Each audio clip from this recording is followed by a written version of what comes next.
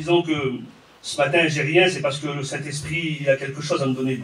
Comprenez bien, hein, c'est parce que je m'appuie sur lui. Alors, Luc, chapitre 12, et verset 2. Je vais commencer au verset 1. Écoutez ce qu'il est écrit. Sur ces entrefaites, les gens s'étant rassemblés par milliers, au point de s'écraser les uns les autres, Jésus se mit à dire à ses disciples, « Avant tout, regardez-vous, gardez-vous du levain des pharisiens, qui est l'hypocrisie. Il n'y a rien de caché qui ne doive être découvert, ni de secret qui ne doit être connu. » Amen. La parole du Seigneur, elle dit qu'on ne peut rien cacher à Dieu. On ne peut rien cacher à Dieu. Les choses secrètes qui sont dans nos cœurs, les choses qui ne se voient pas en apparence, ce sont les choses qui sont cachées. Et alors on peut cacher ces choses aux hommes, c'est vrai. On peut avoir une belle apparence, avoir un beau sourire, à être devant les autres et de dire qu'on a le Seigneur, qu'on a la paix, qu'on a la joie, qu'on a le bonheur parce qu'on appartient à Dieu. Et puis être malheureux, triste, angoissé dans nos cœurs. Et le Seigneur dit qu'il n'y a rien de caché, ni rien de secret qui doit être découvert. Ça veut dire que le Saint-Esprit, par l'action de Dieu dans la parole du Seigneur, va faire monter ce qui est dans vos cœurs. Ce qui est caché au plus profond de vos cœurs, il va le faire remonter à la surface. Il va vous rappeler le pourquoi vous ne grandissez pas. Le pourquoi vous n'avancez pas avec Dieu. Ou alors que vous grandissez mal. Parce qu'il y a des choses qui doivent sortir de nos cœurs. Amen. Et ce matin, c'est ce mot-là, et puis... mais le Seigneur, c'est des mots durs, mais c'est la parole du Seigneur, il ne faut pas faire autrement. Amen. Alors que Dieu soit béni ce matin. Là, il est parlé du levain. Gardez-vous du levain des pharisiens, qui est l'hypocrisie. Je vais le dire comme je sais le dire, je ne sais pas le dire autrement. Quelqu'un qui est hypocrite, c'est l'hypocrisie. Hein. C'est quelqu'un qui pense qu'à lui. C'est quelqu'un qui aime sa personne à lui. C'est quelqu'un qui prend soin de lui. Mais autour de lui, il n'y a rien qui l'intéresse, à part lui. Et le Seigneur, quand il dit « gardez-vous du levain », ça veut dire de tout ce qui va se faire montrer, de tout ce qui va y être. Quand il dit dans la parole du Seigneur « gardez-vous de manger le pain avec du levain », mais manger du pain avec des herbes amères, ça veut dire tout ce qui vient de la parole du Seigneur, c'est comme ça qu'il faut le prendre. Amen. Dans l'Ancien Testament, c'est dans Exode, au chapitre 12, Genèse, chapitre 12, quand il parle que le dévastateur, le destructeur va passer. Et Dieu a recommandé à ses enfants, à son peuple, de mettre du sang sur les linteaux des portes et sur les poteaux. C'est pour la protection. Et il dit que quand je verrai le sang sur les linteaux et sur les portes, alors je passerai et je ne détruirai pas ce qu'il y a à l'intérieur de la maison. Parce qu'il devait détruire chaque nouveau-né. C'était comme ça, c'était la parole. Et puis quand il voyait le sang sur les linteaux et sur les poteaux, alors automatiquement, comme il y avait la protection de Dieu, le dévastateur, quand il voyait le sang, il passait, il ne s'arrêtait pas. Et puis qui ne voudrait pas de cette protection? Qui n'aurait pas le désir d'être protégé par Dieu? Tout le monde le veut pourquoi? Pour ses enfants, pour sa famille, pour nous-mêmes. On a besoin de cette protection. Amen. Mais à l'heure d'aujourd'hui, on vit les derniers temps. On vit les choses qui sont secrètes, les choses qui sont cachées. On les vit, ces choses-là. Et puis Dieu, il dit que le sang sur les linteaux, mais non, et sur les poteaux, ça ne suffit plus. Ça ne suffit plus, la protection de Dieu. Pour que ça fonctionne, il faut que l'agneau soit dans la maison. C'est la parole du Seigneur qui le dit. Quand vous prendrez l'agneau et vous le mettrez chez vous, alors vous le mangerez, votre agneau-là. Mais il ne faut pas juste manger ce qui nous intéresse. Pas juste prendre ce qui nous fait du bien à nous.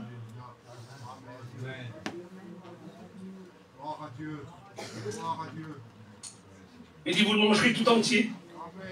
Pas bouilli, hein, rôti. Mais vous mangerez aussi d'agneau et puis l'intérieur aussi. Ça veut dire des choses qui sont bonnes que Dieu nous donne. Mais il y a des choses aussi qui nous reprennent et puis des fois qui nous touchent, qui nous font mal. Mais c'est pour notre bien. Il faut prendre tout ce qui est de la parole.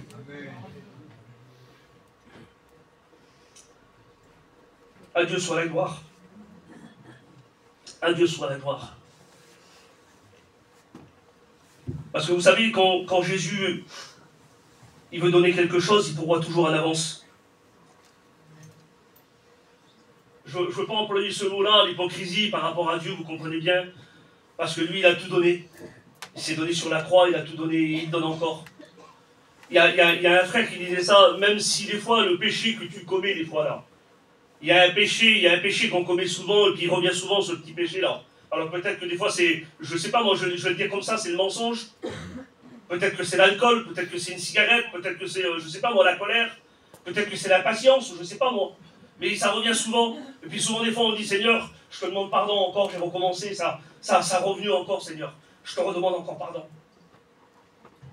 Mais vous savez ce qu'il disait, lui, c'est la parole qui le dit aussi, parce que Jésus, il est tellement bon, lui. Il dit que le péché que tu as déjà commis, il y a 50 fois que tu l'as fait déjà là, et que tu as demandé 50 fois pardon à Dieu. Quand tu demandes pardon à Jésus, c'est comme si c'est la première fois pour lui. Parce qu'il dit qu'il a pris nos péchés et nos mauvaises actions, et les a jetés au plus profond de la mer, et lui, il s'en souvient plus. Mais pourquoi? Parce qu'il veut qu'on parte d'un pas nouveau. Il veut que ça fonctionne. Il veut que tous les hommes et toutes les femmes parviennent à la connaissance de la vérité et qu'ils soient sauvés. Mais la vérité, on ne peut pas juste l'écouter comme ça et pas la mettre dans nos cœurs. C'est Donald qui le dit, je dis son nom, c'est Donald qui le disait, ça dans une prédication, il a dit ça. Il dit, chantez le cantique là, je te donne mon cœur Seigneur. Je te donne tout. Mais c'est pas vrai. Il dit, c'est des mensonges, tu veux continuer à mentir, chante ce cantique. Je te donne tout, Seigneur, je te donne mon cœur, je te donne ma vie, je te donne tout, Seigneur. C'est pas vrai, on ne donne pas tout à Dieu. On ne donne pas tout à Dieu. Si on donnerait tout à Dieu, on devrait des excellences dans la foi. On devrait être au summum, on devrait être ici en haut là. Et des fois, on est bien souvent en bas. Hein. On n'est pas des fois en haut. Hein. Je suis comme vous. Alors le Seigneur, il dit, mais quand tu veux que ça marche, quand tu veux que ça réussisse, il dit, écoute la parole, mets-la en pratique. Mais garde-la. Amen. Celui qui m'aime, il garde mes commandements. Mais comment ça se fait que c'est si difficile de garder les commandements de Dieu? Parce qu'il y a encore des choses en nous, secrètes, qu'il faudrait faire partir. Mais ils sont souvent là. Je ne veux pas être déplacé, je ne veux pas être maladroit dans ce que je vais dire là. Je ne sais pas trop employer le mot pour le dire. Il y a des choses que le diable met dans l'esprit des gens, dans le cœur des gens, et puis que tellement que c'est pour eux, c'est l'hypocrisie, vous comprenez bien, hein, et qu'ils veulent le garder, et ils le mettent dans un endroit secret. Dans un endroit où personne ne peut le voir, où personne ne peut le regarder. Vous savez, quand on a une blessure qui est apparente au front, à la main, ou mais quand on va venir vers quelqu'un, on va dire que le petit frère il s'est cassé le bras là. On l'a vu rentrer là, hier, je crois, à la réunion, et puis il a dit, qu'est-ce que ça fait? Je me suis cassé le bras, c'est évident, on le voit. Il y a quelque chose, il y a une marque, il y a quelque chose, on le voit, c'est évident. Mais il y a des plaies, des fois, qui sont à l'intérieur. Il y a des douleurs qui sont à l'intérieur et puis qu'on ne voit pas. Ils ne sont pas apparentes. Mais Jésus les voit, lui. Et Jésus, il sait, il connaît, et il sait comment ils sont arrivés, et pourquoi ils sont là. Mais le Seigneur, il dit, regardez, quand le véritable pardon, je parle du pardon ce matin, je me laisse conduire par le Seigneur, le véritable pardon, c'est de ne plus en parler. Du moment où on dit, oui mais t'as vu, ça y est c'est fini, on a remis en route.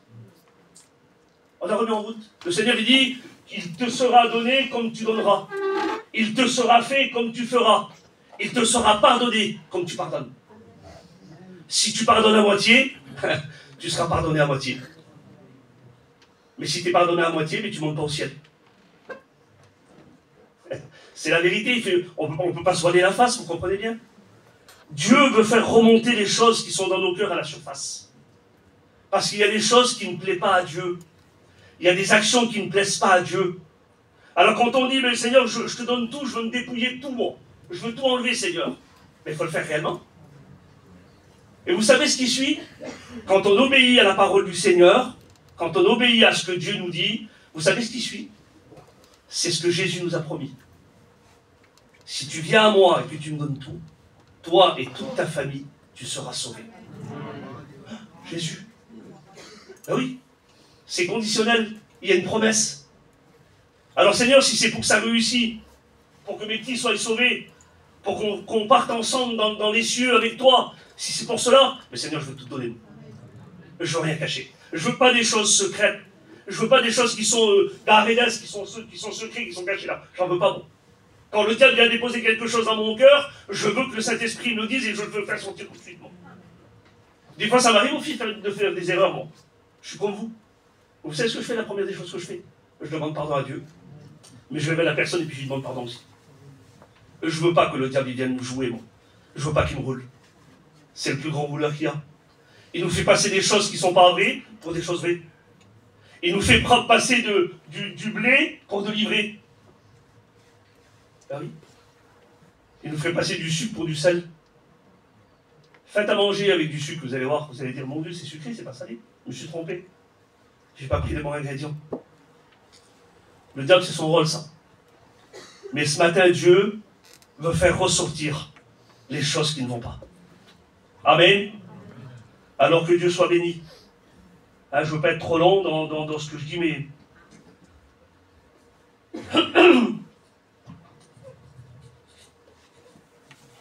Merci à Dieu. Merci à Dieu.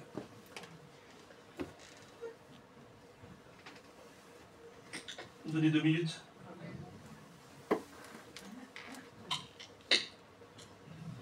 Regardez. Actes des Apôtres, chapitre 1, verset 8. Il est écrit, mais vous recevrez une puissance, le Saint-Esprit, survenant sur vous, et vous serez mes témoins à Jérusalem, dans toute la Judée et dans la Samarie, jusqu'aux extrémités de la terre. Amen.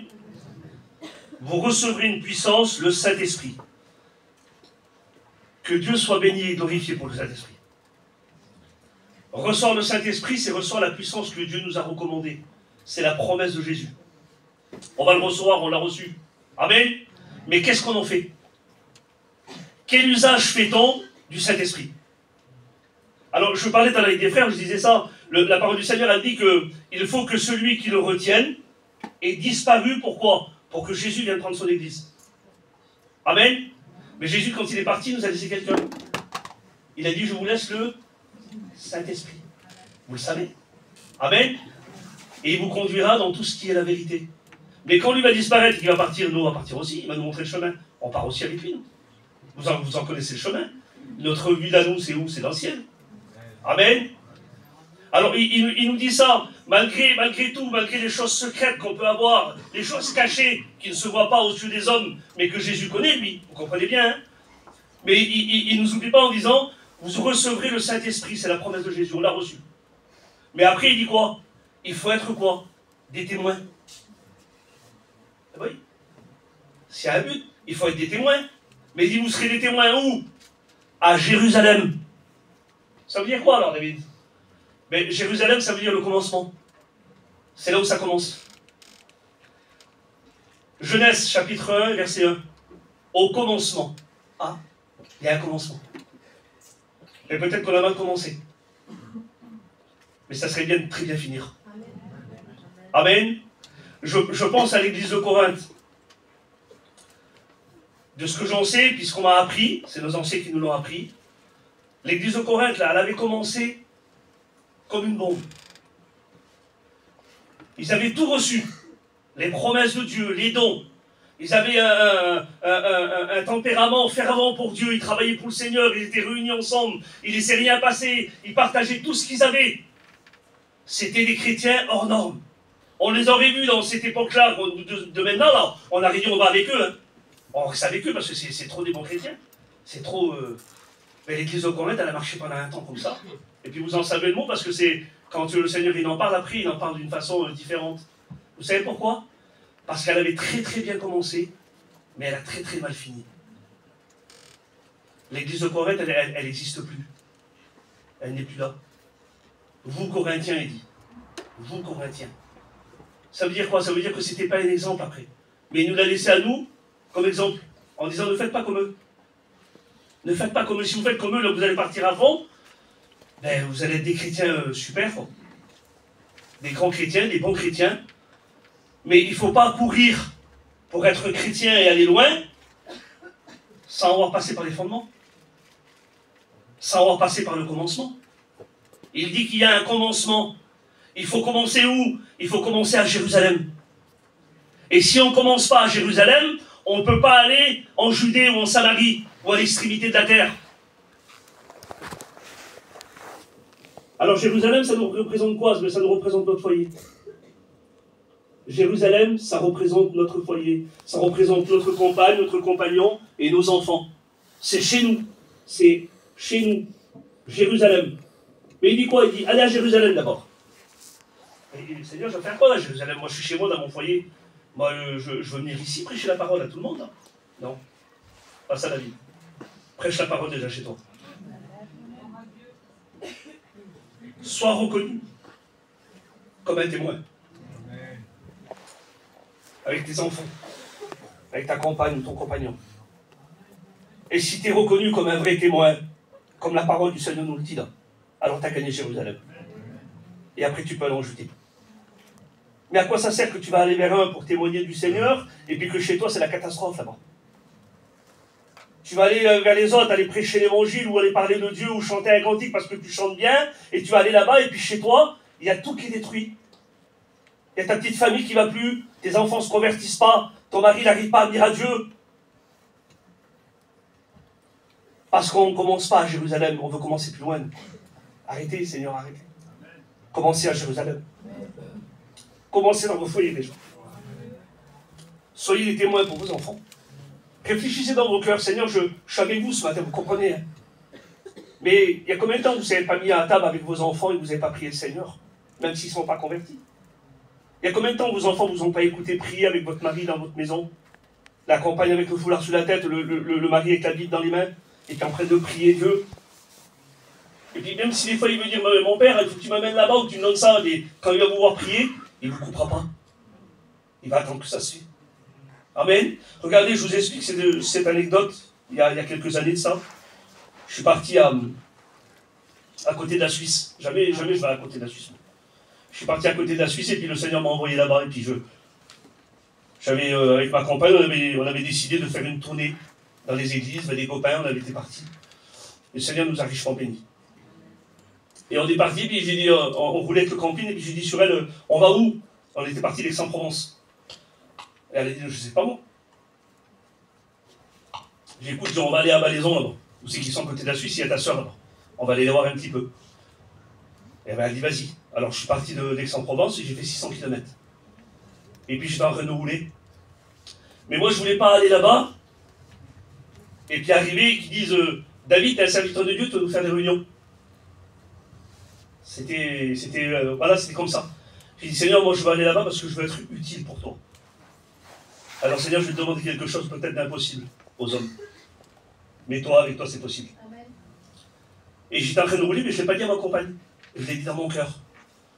Et vous savez ce que j'ai demandé à Dieu? J'ai dit, Seigneur, je veux que quand j'arrive sur la place là-bas, que tu mettes dans le cœur d'un inconverti qui vient m'amener 50 €. C'est comme ça. J'ai pris mon camping, je suis arrivé à Balaison. J'ai calé mon camping, mes affaires. Et puis là-bas, il y avait un homme, moi je suis parti avec le camion. Et il y avait un homme, il tournait en rond, ça, avec sa femme, il dit, qu'est-ce que t'as? Il dit, je sais pas. Il dit, depuis que l'homme il est arrivé, je sais pas. Et puis il tourne en rond, et puis il a une verrée, il a dit, il faut que je donne 50 €. Oui. Dieu est capable de tout. Amen. Alors il m'a amené les 50 €. Et puis qu'il m'a donné les 50 €, il a dit, je crois que c'est pour les 50 €. Je dis, mais merci mon frère pour les 50 €. Mais merci à Dieu. Parce que je savais que c'était le plan du Seigneur. Alors j'ai pas fait grand chose. On a assisté aux réunions des frères à côté. Et tous les matins chez moi, j'ai commencé des réunions de prière. On était 3. Et il y avait quelques foyers sur la place. On a commencé des réunions de prière, tous les jours pendant un mois. Après, dans le camping, il n'y avait plus assez de place. Les femmes rentraient dans le camping et les autres, ils se mettaient dans le lit pour prier le Seigneur. Il y a des personnes qui sont rendues à Dieu. Il y a des personnes qui se sont données à Dieu. J'ai fait un baptême. Mais tout ça, vous savez comment ça s'est fait? Ceux qui n'étaient pas chrétiens, là, les maris, ils ne voulaient plus qu'on s'en aille. Je faisais la réunion, ils devaient aller travailler, et Dieu il sait dans le ciel que c'est vrai. Ils se mettaient, ils se mettaient au coin des campings, et les camions, ils attendaient que je finisse la réunion. Ils écoutaient aussi. Ils ne venaient pas nous interrompre. Parce que quand Dieu parle, on n'interrompt pas. On écoute. Amen. C'est juste pour vous dire cela, quand vous le faites chez vous, quand vous allez mettre ça en application chez vous, même vos enfants qui sont rebelles, parce que la parole du Seigneur, elle le dit que dans les derniers temps, les enfants deviendront rebelles, fanfarons.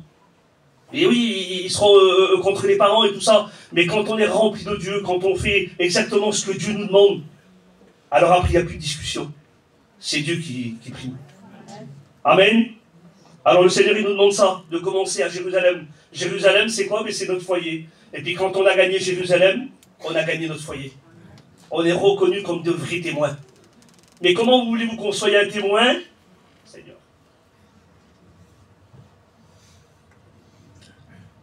Seigneur, il dit dans sa parole, je l'ai marqué, je ne sais plus où c'est. Il dit, n'aimez pas le monde, et ni les choses qui sont dans le monde. Ça veut dire qu'il n'y a rien de bon. Mais quand on aime ce qui est du monde et ce qui est dans le monde, on ne peut pas plaire à Dieu. On ne peut pas plaire à Dieu, comprenez-le. On ne plaît pas à Dieu en aimant ce qui n'est pas bon. On ne peut pas. Alors comment voulez-vous qu'on soit des véritables témoins? L'apôtre Paul, il dit sur Timothée, chapitre 12 et verset 4, il dit ça, il dit, et toi, Timothée, sois un modèle. Seigneur, un modèle, ça veut dire témoin. Sois un modèle pour qui? Pour les fidèles. Hein? Il faut être aussi témoin pour les fidèles, pas que pour les gens qui n'appartiennent pas aussi à Dieu, non, pour les fidèles aussi. Pourquoi? Parce qu'en montrant ta conduite aux fidèles, eh bien, ils feront comme toi. Ils suivront. Ils le feront aussi eux. Ça vous a jamais arrivé, vous, de voir quelqu'un qui est spirituel et de dire, Seigneur, je ne voudrais pas être comme lui. Je ne voudrais pas avoir sa prière. Je ne voudrais pas ressentir la présence de Dieu. Ça vous arrive aussi à vous. Ça m'arrive à moi. Mais quand on est un véritable témoin, qu'on est fidèle en Dieu, on est comme ça. Nous ne le voit pas, le Seigneur dit dans sa parole, que ce ne soit pas votre bouche qui vous loue, mais que ce soit les autres. Amen. Alors il faut commencer à Jérusalem. Amen. Dans nos cœurs, ça va être comme ça. Il faut dire, Seigneur, oui, je veux commencer chez moi. Mais comment je vais mettre, Seigneur? Comment je vais faire pour y arriver? Comment je vais le mettre en application? Eh bien, si tu veux voir des choses que tu n'as jamais vues, fais des choses que tu n'as jamais faites. Quand tu rentres chez toi, là, mets-toi en prière. Lis la parole du Seigneur. Parle de Dieu. C'est des choses que tu ne fais pas. Tu pries le Seigneur comment? Tu pries le Seigneur assis? Mets-toi à genoux. Devant Dieu, mets-toi à genoux. Et si tu pries de cette façon, tu vas avoir les résultats. Tu ne peux même pas t'imaginer ce que Dieu a préparé pour toi. Amen. Alors que Dieu soit béni. Amen. Allez, je ne vais pas m'attarder là-dessus. J'ai encore un mot à vous dire et puis... ça ne va pas être facile, mais... il faut le faire. Cet esprit me le demande, je le fais. Amen.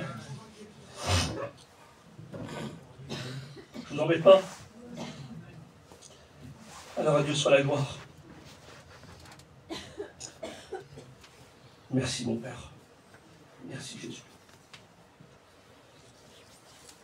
Sois béni, Seigneur, pardonnez au nom de Jésus. Ça, je vais passer. Toi toute la gloire, Seigneur, à toi toute la gloire.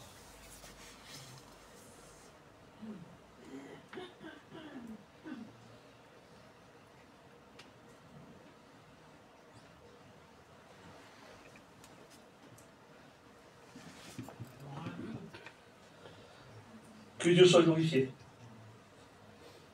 Allez, je voulais dire ça, je ne le dis pas. Le Seigneur ne veut pas que je le dise. Mais on va rentrer dans le vif du message. Amen. À Dieu soit la gloire. Voilà. Romains, chapitre 7, verset 15. Car je ne sais pas ce que je fais. Je ne fais point ce que je veux. Je fais ce que je hais. Or, si je fais ce que je ne veux pas, je reconnais par là que la loi est bonne. Et maintenant, ce n'est plus moi qui le fais, mais c'est le péché qui habite en moi. Ce qui est bon, je le sais, n'habite pas en moi. C'est-à-dire, dans ma chair, j'ai la volonté, mais non le pouvoir de faire le bien. Car je ne fais pas le bien que je veux, et je fais le mal que je ne veux pas. Et si je fais ce que je ne veux pas, ce n'est plus moi qui le fais, c'est le péché qui habite en moi. Amen. Et là, il dit au verset 25, grâce soit rendue à Dieu par Jésus-Christ notre Seigneur. Ainsi donc, moi-même, je suis par l'entendement esclave de la loi de Dieu, et je suis par la chair esclave de la loi du péché. Donc prisonnier, captif. Amen. Le Seigneur dit que ce qui est de la chair est chair, ce qui est de l'esprit est esprit. Amen. Et on ne peut pas accomplir les désirs de la chair en plaisant à Dieu. On ne peut pas. Et là, c'est l'apôtre Paul, c'est pas David. Et il dit ça, lui. Il va dire comme ça, David, toi, il dit, les choses que je veux faire, j'arrive pas à les faire. Mais celles que je voudrais pas, là, ma chair à moi, elle me les fait faire. Pourtant, je veux pas le faire, moi. Des fois, je veux pas dire des mots, mais ma chair, elle me pousse à les dire. Il y a des actions qu'on veut pas faire, et des fois, il y a des choses qu'on fait. Et alors, si je fonctionne de cette manière-là, je reconnais que par l'entendement où je le fais, eh bien, la loi, elle est bonne. Parce que je tire du côté de la loi, du côté de la chair. Mais dis-moi, c'est pas ce que je veux. Moi, ce que je veux, c'est du côté de l'esprit. Amen.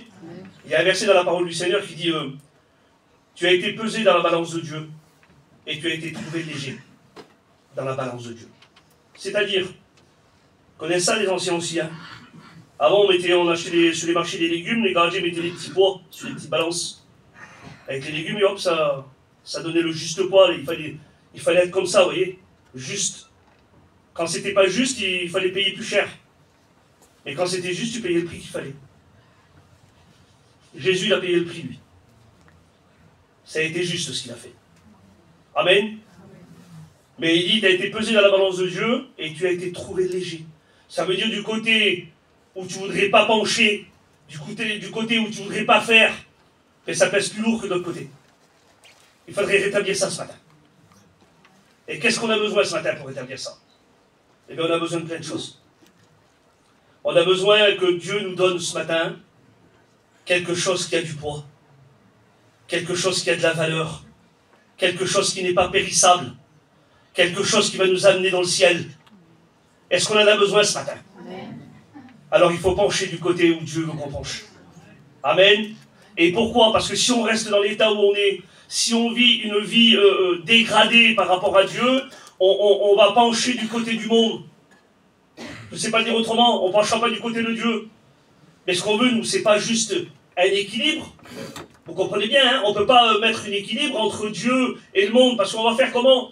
Eh bien, on va faire des choses qu'on ne veut pas faire, et des choses qu'on voudrait faire, on n'arrivera pas à les faire. Pourquoi? Parce qu'on est entre deux. Non, il faut que le monde il soit écrasé et que Dieu monte. Amen. Et le Seigneur, il dit quoi? Il dit, celui qui s'abaisse, moi je l'élève. C'est comme ça que ça marche avec le Seigneur. Mais celui qui s'élève, il sera rabaissé.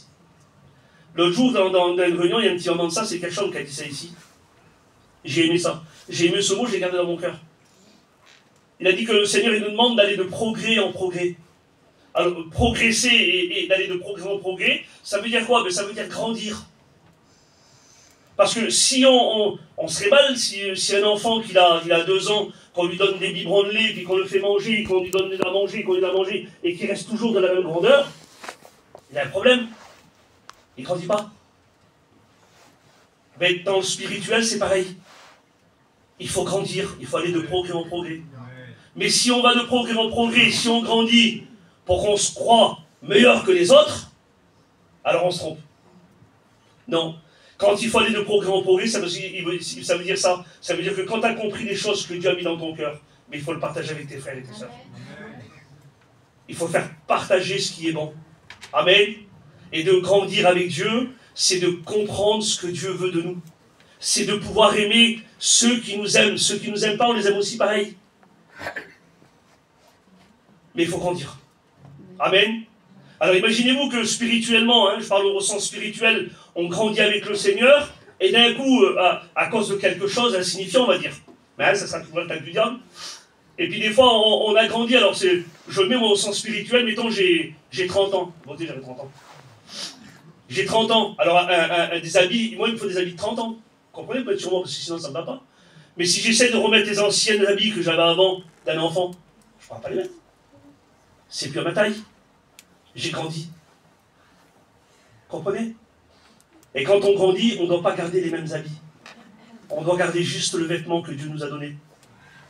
Amen. Le Seigneur, il dit dans sa parole, il dit que tes vêtements soient blancs et que l'huile ne manque point sur ta tête. En tout temps. C'est pas juste. À un moment, en tout temps. Ça veut dire quoi? Ça veut dire qu'il faut constamment être avec Dieu. Constamment être avec Dieu. Vous savez, Josué, quand le Seigneur il dit ça, il va dire, Josué, tu veux réussir? Est-ce que tu veux que ça marche? Josué va dire, oui Seigneur. Alors il va dire ça sur lui. Que ce livre de la loi là, ne s'éloigne point de ta bouche. Médite-le jour et nuit. C'est alors que tu réussiras et c'est alors que tu auras du succès dans toutes tes entreprises. Alors je me suis dit, moi Seigneur, le méditer jour et nuit, c'est comment ça alors? Il faudrait que j'aille la Bible dans les mains toute la journée, et puis toute la journée, même en faisant le travail, toujours en train de lire la parole, toujours en train de lire la Bible. C'est pas ça. Ne s'éloigne point de ta bouche. Il n'a pas dit de tes mains. Ça veut dire parle de Dieu. Parle de l'amour de Dieu. Parle de ce que Dieu a fait dans ton cœur. Parle de ce que Dieu est capable de faire pour ceux qui ne connaissent pas. Et en agissant ainsi, ben, tu réussiras dans tout ce que tu vas entreprendre. Amen.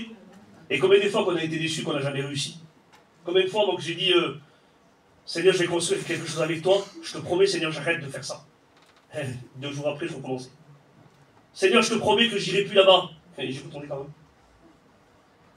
Mais le jour où Dieu a touché mon cœur réellement, où j'ai compris qu'il fallait tout abandonner, qu'il fallait tout délaisser, ça a tout changé. J'ai prié pendant 20 ans pour mes parents et mes petits frères. J'étais le premier chrétien chez moi. Et je voyais rien se passer. J'ai dit, Seigneur, quand est-ce qu'ils vont se tourner vers toi si tu reviens maintenant, Seigneur? Comment on fait? Comment on fait? Et on n'a aucun pouvoir. Aucun pouvoir. Et j'ai prié le Seigneur, et puis le Seigneur a mis dans mon cœur une résolution. Mais David, occupe-toi de mes affaires. Moi, je veux m'occuper des tiennes. Aujourd'hui, ils sont tous chrétiens. Tous chrétiens, les parents, les petits frères, mes petits sœurs, tout le monde est chrétien. On le voit. On le voit. Mais pour ça, il a fallu payer le prix. Il a fallu payer le prix. Quand on veut quelque chose de beau, je vais le dire comme ça, Seigneur.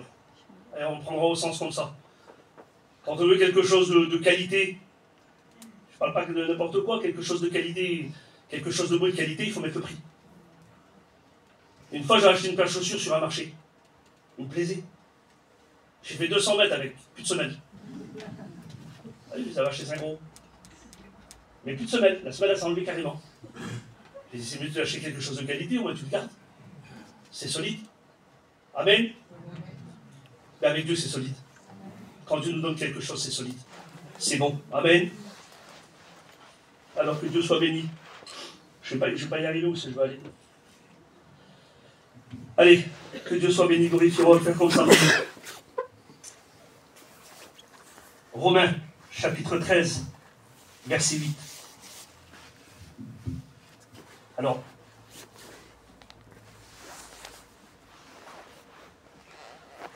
Dieu va nous demander quelque chose. C'est quelque chose de pas facile. Mais regardez la réalité de la parole, la vérité de la parole, comment elle est bonne ce matin. Verset 8, il est écrit ceci. Ne devez rien à personne, si ce n'est de vous aimer les uns les autres. Amen. Alors, voyez sur le mot là. Ne devez rien à personne. Moi, je me suis dit dans mon cœur, c'était comme ça, puis mes frères, sûrement que vous le comprenez aussi comme ça. J'ai dit, il ne faut pas que je doive dessous à Fredo. Il ne faut pas que je doive dessous à Jed ou à Jean. Il ne faut pas que je doive rien à lui. Pour moi, c'était comme ça, je l'ai marqué comme ça, mais c'est de vous aimer les uns les autres. Mais le Saint-Esprit me disait ça, David, fais attention à ce mot-là. Ne devez rien à personne. C'est-à-dire personne, ça veut dire personne. Ça veut dire que le diable, des fois, il veut qu'on soit redevable envers lui. Comme si qu'on lui devrait quelque chose. Comme si qu'on devrait lui donner quelque chose. Vous savez ce que j'ai fait hier? J'ai crié sur ma petite fille. Elle a 3 ans. Elle aime bien le téléphone, comme tous les enfants là. Papou, donne-moi le téléphone, je regarde quelque chose. tiens ma fille, je regarde ce que tu regardes là, ma fille, je vais voir. Et un petit maman, j'ai fait ça comme ça là, et j'ai vu qu'avec le téléphone, elle l'avait dans les mains, elle regardait quelque chose, quand j'ai dit, Chouette, qu'est-ce que tu regardes? Avec le doigt, boum, elle a changé, puis elle a tourné le téléphone. Elle a 3 ans, hein. Je lui ai dit, donne-moi le téléphone, là. Elle m'a donné le téléphone, elle a 3 ans. Hein. J'ai regardé le téléphone, j'ai remis la page qu'elle a regardée là. C'était quelque chose de diabolique. Je dis, ma fille, tu sais ce que tu regardes là, c'est le diable.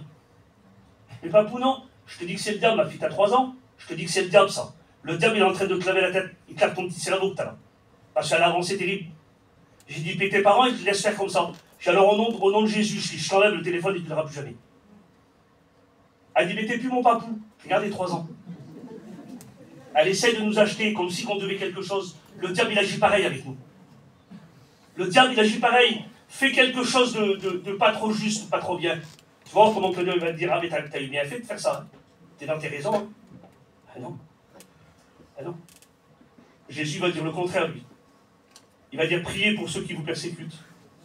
Bénissez ceux qui vous maudissent. C'est différent, hein. Vous croyez qu'on y arrivera à le faire tout le temps, ça, non? On ne le fera pas. Tant qu'on ne donnera pas tout à Dieu, tant qu'on ne commencera pas par Jérusalem, on ne le fera pas. Amen. Allez, je vous fais la lecture. Ne devez rien à personne si ce n'est de vous aimer les uns les autres, car celui qui aime les autres a accompli la loi.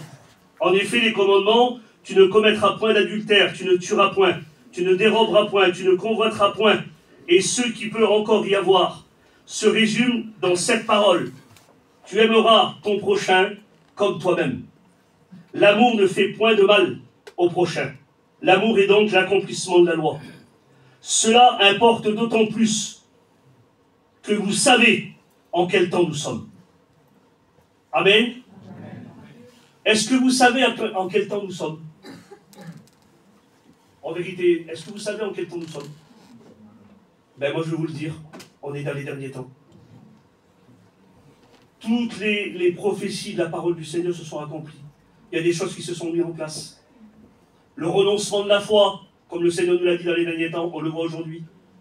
Ceux qui se détournent de la parole du Seigneur, on le voit aussi aujourd'hui. Ceux qui repartent dans leur pays, les Arabes, ils se convertissent par milliers, par millions. Tout ce qui est de la parole, on le voit aujourd'hui. Il dit, vous savez en quel temps nous sommes? Et regardez ce qu'il demande. C'est l'heure de vous réveiller enfin du sommeil. Car maintenant le salut est plus proche de nous que lorsque nous avons cru. La nuit est avancée, le jour approche. Dépouillons-nous donc des œuvres des ténèbres et revêtons les armes de la lumière. Marchons honnêtement comme en plein jour, loin des orgies, de l'ivrognerie, de la luxure, de la débauche, des querelles, des jalousies. Mais revêtez-vous du Seigneur Jésus-Christ et n'ayez point soin de la chair pour en satisfaire ses convoitises. Amen. Voilà ce que Dieu nous demande, de s'éloigner de ces choses, de se dépouiller des choses qui sont des ténèbres. Mais Seigneur, comment on pourrait avoir des choses qui sont des ténèbres alors que Jésus nous a pardonné? Ben, le Seigneur dit que quand tu n'aimes pas de la manière dont tu dois aimer, tu laisses entrer des choses qui ne sont pas bonnes. Quand tu ne pardonnes pas comme tu devrais pardonner, tu laisses entrer des choses qui ne sont pas bonnes. Quand tu ne tournes pas vers ton frère, quand la parole du Seigneur elle dit ne tourne pas ton regard du malheureux, de celui qui n'a rien, mais des fois quand tu vois quelqu'un et que tu te détournes de lui, eh bien, tu laisses rentrer des choses qui ne sont pas bonnes. Et vous savez comment ça s'appelle après cette chose-là? Ça s'appelle l'hypocrisie. Tout pour moi et rien pour les autres. Jésus dit le contraire, lui. Il le dit aux hommes en plus. Et il parle à son église. Il ne parle pas à n'importe qui. Quand il s'adresse à la femme dans Éphésiens, il va dire, femme, soyez soumises à mon mari, en toutes choses, mais dans le Seigneur. Attention. Et vous, mari, aimez vos femmes comme Christ a aimé l'Église et s'est donné lui-même. Amen. C'est de cette manière-là qu'il faut le faire. Si on ne le fait pas de cette manière-là, ça ne marche pas. Ça ne peut pas fonctionner. Amen. Alors il dit qu'il faut se dépouiller des œuvres des ténèbres. Pourquoi? Parce que la nuit est avancée. La nuit est avancée, ça veut dire que le jour est sur son déclin. La nuit, ça nous représente les ténèbres. Ça nous représente la sobriété, le noir, ce qui est caché, ce qui est secret. Mais quand il dit que le jour approche, c'est Jésus qui revient. C'est le grand jour, c'est Jésus qui va venir. Et puis quand il va venir, qu'est-ce qu'il faut? Eh bien, il faut être prêt. Parce que si on n'est pas prêt, on n'entendra pas le son de la trompette. On ne partira pas avec lui. Seigneur, oui. Nicodème, quand il va trouver Jésus, il lui parle. Et il va dire, Nicodème, ne sais-tu pas qu'un homme doit naître d'eau et d'esprit? Comment ça, Seigneur? Il faut qu'un homme, il soit né de nouveau. Mais comment il peut être né de nouveau quand il est vieux, quand il est grand? Lui, il comprenait au niveau de la chair. Jésus lui parlait du spirituel, lui. Et alors, je vous parle de ce qui est terrestre, de ce qui est sur la terre. Je vous parle de cela, et vous ne comprenez pas. Alors, quand je vais vous parler du ciel, qu'est-ce que vous allez comprendre? Quand Pierre, il vient et puis qu'il parle avec Jésus, Jésus va dire sur lui, Pierre, arrête. Arrête. Ce que tu dis, là, c'est pas les hommes qui te l'ont appris, hein, c'est mon Père qui te l'a révélé dans le ciel. Si ça ne nous est pas révélé par le Saint-Esprit, par Dieu, on ne peut pas comprendre la parole du Seigneur. Mais comment ça se fait qu'on la comprend ce matin? Parce que l'Esprit de Dieu est en nous. Amen. Mais il faut faire attention. Et je dis, voilà, c'est comme ça, c'est la parole. La parole du Seigneur, elle dit cela. Samson, l'Esprit de Dieu s'était retiré de lui. Il a désobéi. Saül, l'Esprit de Dieu s'était retiré de lui aussi, parce qu'il a fait quelque chose d'abominable. L'Esprit de Dieu peut se retirer de nous. Alors, dans le texte de la parole du Seigneur, il dit cela, il dit, vous ne marchez pas selon la chair, mais selon l'Esprit. Parce qu'on a été rachetés, nous. Amen. Alors, il dit, vous ne marchez pas selon la chair, vous. Vous êtes l'Église. Vous ne marchez pas selon la chair. Vous marchez selon l'Esprit. Alors, il dit, si du moins, attention, l'Esprit de Dieu habite en vous. Seigneur, on pourrait être dans l'Église et que l'Esprit de Dieu ne soit pas en nous. Oui. On pourrait paraître pour être sauvé et alors qu'on ne l'est pas. Oui. Si Jésus vient nous chercher, il y en a qui vont rester. Vous n'avez pas vu ce truc-là, l'enlèvement de l'Église? Dans l'Église, boum, il y a tout le monde qui part, il y en a 7, 8, 10 qui restent. Ils n'avaient pas tout donné à Dieu. Ils n'avaient pas fait ce que le Seigneur leur avait demandé. Mais le Seigneur, ce matin, il nous demande de nous dépouiller. C'est-à-dire, c'est comment dépouiller David, Seigneur? Quand il parle aux disciples, il dit que celui qui veut me suivre, qu'il renonce à lui-même. Qu'il me suive et qu'il se charge de sa croix. Alors, on renonce à nous-mêmes. Ça veut dire que le Seigneur, moi je renonce à moi-même, ça veut dire je ne vais pas faire ce qui me plaît à moi. Je vais faire ce qui plaît à Dieu. Je renonce. Je renonce à tout, si vous voulez. Je ne sais pas moi comment vous dire, moi. Mais je veux plaire à Dieu. Alors, quand je veux plaire à Dieu, mais je ne vais pas dans les endroits où il ne faut pas aller. Je ne parle pas de la manière dont je voudrais parler. Je ne vise personne. Je ne juge personne. Vous comprenez dans le sens où je veux le dire, je ne sais pas le dire autrement. Mais quand il dit le Seigneur qu'il faut se dépouiller, c'est différent. Se dépouiller, c'est enlever des choses qui sont résistantes, des choses qui veulent tenir. Mais des fois, on n'a pas la force, on n'a pas la capacité de le faire, nous. Mais celui qui peut le faire, il est là ce matin. Lui, il peut le faire. Si tu veux que ça marche, si tu veux commencer par Jérusalem, tu veux que ça marche chez toi, tu veux que ton mari se convertisse, tu veux que ta femme se convertisse, que tes enfants viennent au Seigneur, alors dépouille-toi ce matin. Enlève ce qui ne va pas et tu sais ce que c'est qui ne va pas en toi. Moi, je ne sais pas, je ne connais pas vos cœurs, moi. Mais le Seigneur, le Saint-Esprit le connaît. Il sait ce qui ne va pas en toi, il sait pourquoi tu n'avances pas, il sait pourquoi tu ne vas pas de progrès en progrès, il sait pourquoi spirituellement tu n'as pas grandi, que tu es toujours au même stade. Mais ce matin, il veut que tu grandisses, le Seigneur. Parce qu'il veut te donner. Il veut que tu sois le véritable témoin que tu dois être. Quand quelqu'un te parle mal, bénis-le. Quand quelqu'un il veut te taper, mais bénis-le, prie pour lui. Quelqu'un qui te fait du tort, mais prie pour lui aussi. Mais il faut le faire avec le cœur, il faut le faire vrai. Pas le faire à moitié, comme il y en a qui disaient, ça, ils disaient, je le pardonne, hein, mais qu'ils ne viennent pas chez moi. Hein. C'est pas ça. Moi, j'ai été vers des personnes, Seigneur. Comprenez comment je suis seul. J'ai été vers des personnes qui m'ont fait du tort à moi et qui ont fait du tort aussi à mes parents, à mon père. Mon père était malade, ils ont tapé dessus. Mais quand j'étais là, je disais, Seigneur, je suis serviteur de Dieu, comment je vais faire? Comment je fais? Si je vais là-bas, ils sont là-bas, je suis obligé d'aller là-bas. C'était pour un veillage, j'étais obligé d'y être. Je dis, mais quand je vais les voir, je vais faire comment, Seigneur? Bon, j'ai mon caractère, moi. C'est mon vieux père, en plus. C'est important. Seigneur, comment je vais réagir? Comment je vais réagir, Seigneur? Et puis j'ai été là-bas, j'ai fait confiance à Dieu, j'ai été là-bas, et puis j'ai dit, mais Seigneur, tu feras toi. Comment je vais faire? J'ai rentré dans le veillage, et puis ils étaient là au bord du feu, ils étaient tous les trois. Je me suis approché vers eux, et devant Dieu, c'est vrai. Quand je me suis approché, ils ont fait ça. Ils ont reculé. Je me suis approché, et puis je les ai pris dans les bras. Gloire à Dieu. Gloire à Dieu. Je les ai pris dans les bras, et puis je les ai embrassés. C'est moi qui leur ai demandé pardon. Personne n'est tombé par terre. Ça a écroulé. Et je n'ai pas fait ça pour faire beau devant les autres, vous comprenez bien. C'est parce que je veux partir avec lui. Amen. Tout ce que je fais, c'est pour partir avec lui. Amen. Mais je ne veux pas partir tout seul, moi. Je veux que mes petits partent aussi avec moi, que ma famille parte aussi avec moi. Jésus revient. Vous savez à quel temps nous sommes, hein? Vous savez que Jésus revient. Alors marchez d'une manière digne de la vocation qui nous a été donnée. Amen. À Dieu soit la gloire. À Dieu soit la gloire. Merci Jésus. Allez, je vais faire une dernière lecture avec vous, puis on va prier le Seigneur. Je ne vais pas aller plus loin. Sois béni, mon Père. Sois béni, mon Jésus. Sois la gloire, Seigneur. Merci, Père Saint. Au nom de Jésus.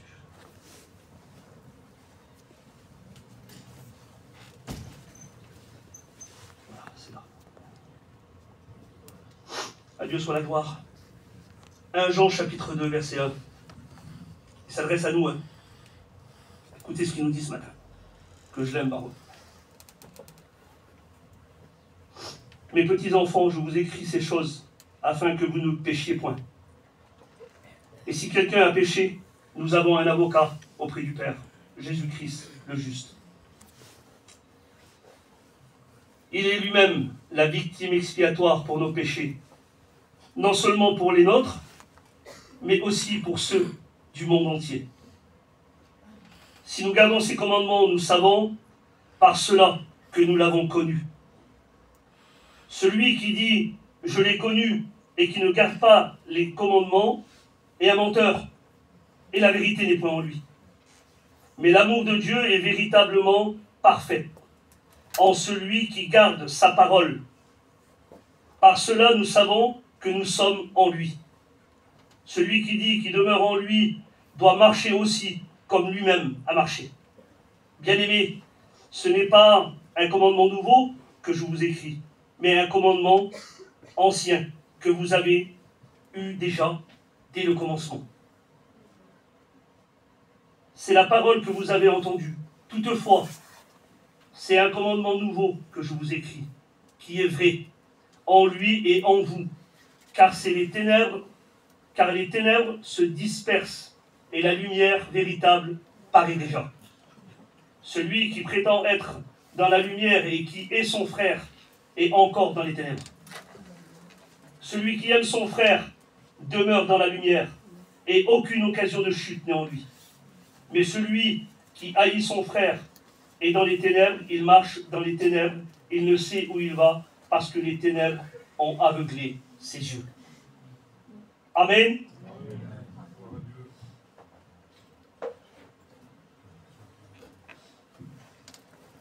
Je vais le dire tout simplement. Quand on fait une analyse de notre vie en nous-mêmes, quand on regarde par rapport à Dieu, moi je vous le dis, je me sens vraiment inutile. Je sens dans mon cœur que j'en fais jamais assez pour Dieu. Jamais assez.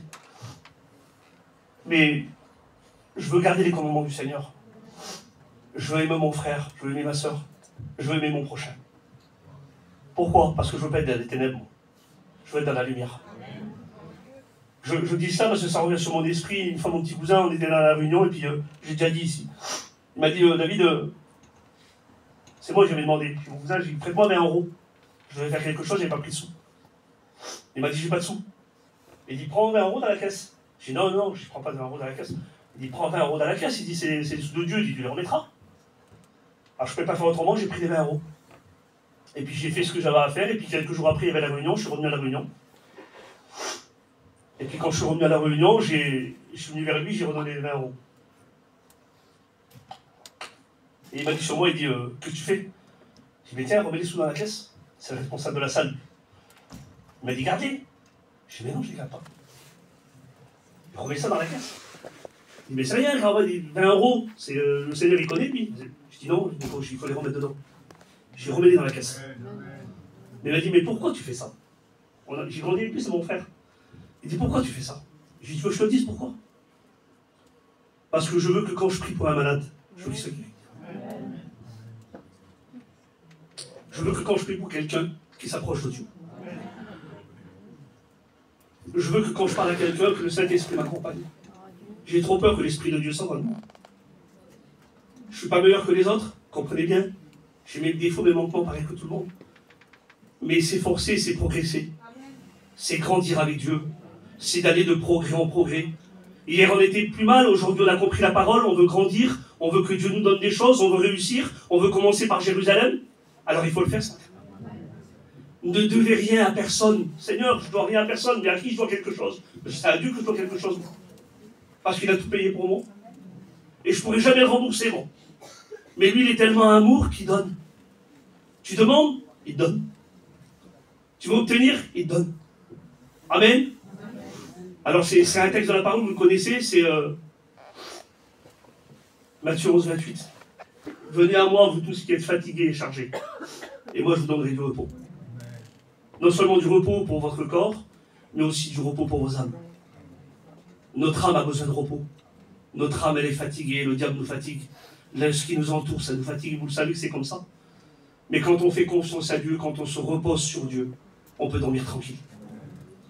Amen. Alors que je le disais tout à l'heure comme ça, c'est parce que le frère l'a dit, mais regardez, le Seigneur a dit qu'il nous a laissé la paix qui surpasse toute intelligence. C'est une paix qui surpasse toute intelligence, mais est-ce qu'on est réellement en paix? Est-ce qu'on a véritablement la paix de Dieu? Vous savez ce que c'est la paix de Dieu? C'est de vivre dans la tranquillité d'esprit et être en accord avec tout le monde. Ça, c'est la paix de Dieu. Si on ne l'a pas, la parole, elle a dit, on est encore dans les ténèbres. Seigneur, on peut être? Oui, on est encore dans les ténèbres. Ce matin, ce que Dieu veut, il nous a demandé quelque chose, c'est de nous dépouiller. De faire sortir ce que lui a fait remonter à la surface. Vous le sentez ce matin qu'il l'a fait? Eh bien, ce matin, on a juste à faire ça, nous. Seigneur, bien enlevé. Regardez, plus le temps s'est caché, vous ne le voyez pas, vous. Ça me gêne énormément, là. Se dépouiller, c'est sortir ce qui est caché et le donner à Dieu. Et ce matin, moi, je veux le faire. Je veux sortir ce qui est caché et je veux le donner à Dieu. Alors, moi, ce que c'est, vous savez ce que c'est? C'est la patience. J'ai pas de patience. C'est une grande misère sur moi devant Dieu. J'ai pas de patience. Ça me dit à chaque fois. Et j'ai pas de patience. Alors je m'efforce, Seigneur, donne-moi la patience. Il faut que j'arrose la patience. Ah oui. Si j'arrose, elle va grandir. C'est comme ça que ça fonctionne. Mais ce matin, j'ai besoin que le Seigneur il m'enlève ça. J'ai besoin de la patience. Amen. Alors on va prier le Seigneur. Amen. On va prier Dieu.